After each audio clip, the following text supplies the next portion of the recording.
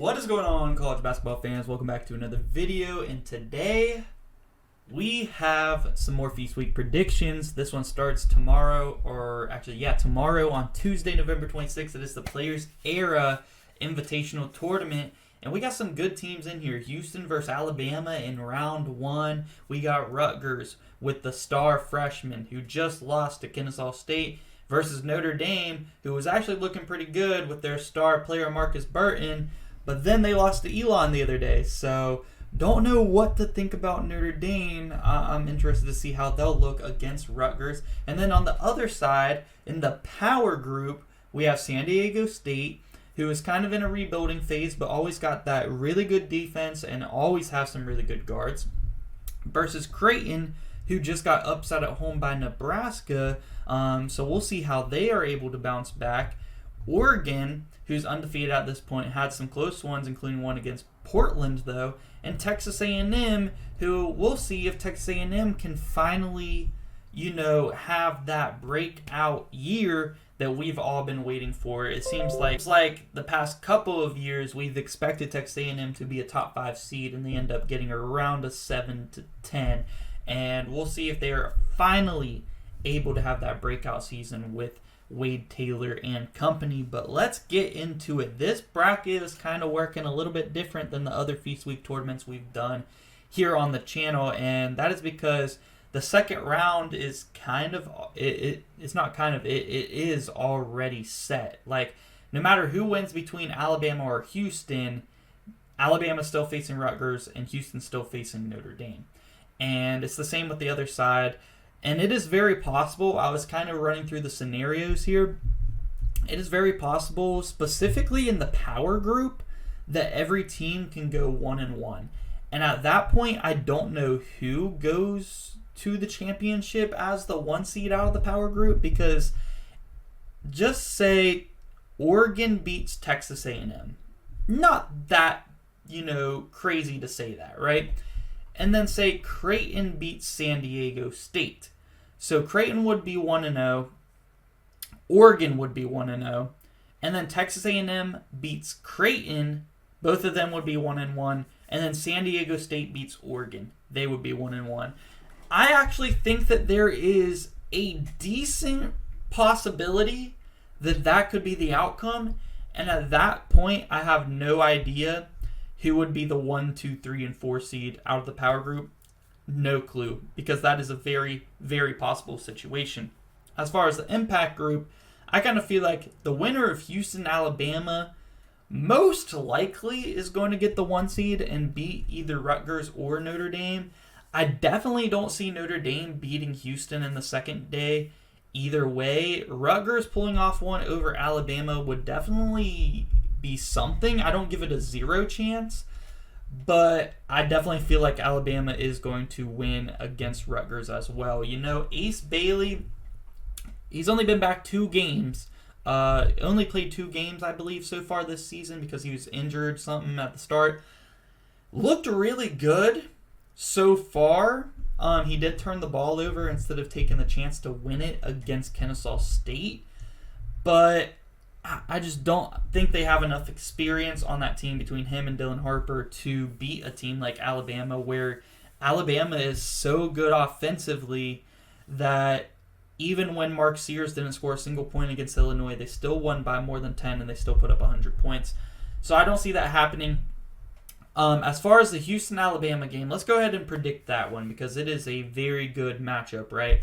Offense versus defense. Alabama has been consistently under Nate Oates one of the more explosive offenses that can go on a run at any point in time in the entire country. And Houston, under Kelvin Sampson, of course, has been a very defensive team. Gritty, on the ball, no air, giving them no air, and it's going to be interesting. I could see this one coming down to really the guard play. It's going to be very guard dependent in this game.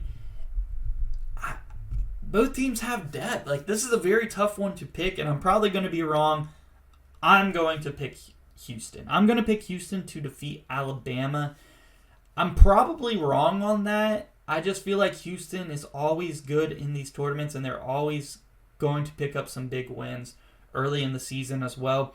And Alabama may be the better team in the long run of the season, but I'm going to take Houston to defeat Alabama here in this one. I know Houston did lose to Auburn, but I just feel like this team defensively is going to be able to slow down Alabama, and I think that their guards can score. I think they're going to find ways to get in the bucket and get out in transition. So I'm going to pick Houston to win, and that means I am going to pick Houston as my 1 seed. I feel like they're going to beat Notre Dame as well. As good as, Marcus Burton has looked so far this year, they just lost to Elon, and I don't see them beating Houston.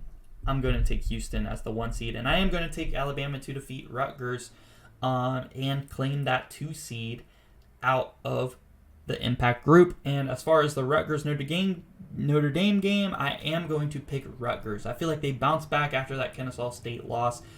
I could definitely see Notre Dame pulling this one off, but I am going to pick Rutgers in this one. I feel like it would be a really good win for this young team. As for the power group, it's a little bit tougher. It's a lot more evenly matched throughout. And like I said, it is very possible all these teams go 1-1. I'm not going to predict that because as much as I really would like to see that happen, I don't know where the seeds would go, so I wouldn't know how to predict the championship round. So I'm going to go out on a limb and try to pick somebody to go 2-0. And let's go ahead and pick the Tuesday games first. So San Diego State, Creighton, that's going to be a really good game. And Creighton, I do believe they are going to bounce back after the loss to Nebraska. I think Ryan Kalkbrenner is going to be a force down low. San Diego State is a team that definitely likes to drive it to the paint and play good defense. And I feel like Ryan Kalkbrenner down there as an anchor is going to be a big difference maker in this game. And he can score as well. Mostly alley-oops, off offensive rebounds, a little bit in the post. He's even hit a couple jumpers this year, but I think Creighton is going to win. They do have some shooters on their team, Stephen Ashworth, Pop Isaacs. They are streaky guys who can get hot at any time. I'm going to take Creighton in that one. And then Oregon, Texas A&M. I am going to take Texas A&M to win. I think Oregon has a lot of depth. I think they're actually one of the more underrated sleepers in the Big Ten Conference. And it wouldn't surprise me if when they do get into the March Madness tournament, I do believe Oregon is going to be a tournament team this year. They're going to be a 7-10 seed.